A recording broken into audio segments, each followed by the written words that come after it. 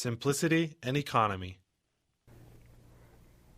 In the establishment and carrying forward of the work, the strictest economy is ever to be shown. Workers are to be employed who will be producers as well as consumers. In no case is money to be invested for display. The gospel medical missionary work is to be carried forward in simplicity, as was the work of the Majesty of Heaven, who, seeing the necessity of a lost, sinful world, laid aside his royal robe and kingly crown, and clothed his divinity with humanity, that he might stand at the head of humanity. He so conducted his missionary work as to leave a perfect example for human beings to follow. "If any man will come after me," he declared, "let him deny himself and take up his cross and follow me." Matthew 16:24. Every true medical missionary will obey these words. He will not strain every nerve to follow worldly customs and make a display, thus thinking to win souls to the Savior. No, no.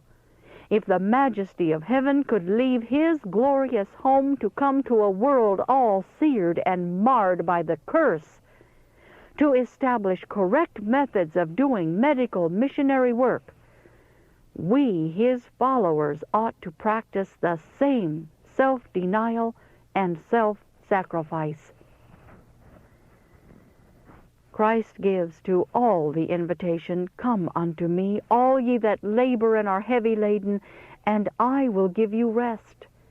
Take my yoke upon you, and learn of me, for I am meek and lowly in heart, and ye shall find rest unto your souls. For my yoke is easy, and my burden is light." Matthew 11:28-30. If all will wear Christ's yoke, if all will learn in his school the lessons that he teaches, there will be sufficient means to establish gospel medical missionary work in many places. Let none say, "I will engage in this work for a stipulated sum. If I do not receive this sum, I will not do the work."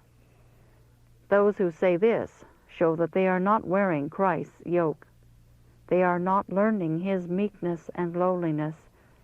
Christ might have come to this world with a retinue of angels, but instead he came as a babe and lived a life of lowliness and poverty.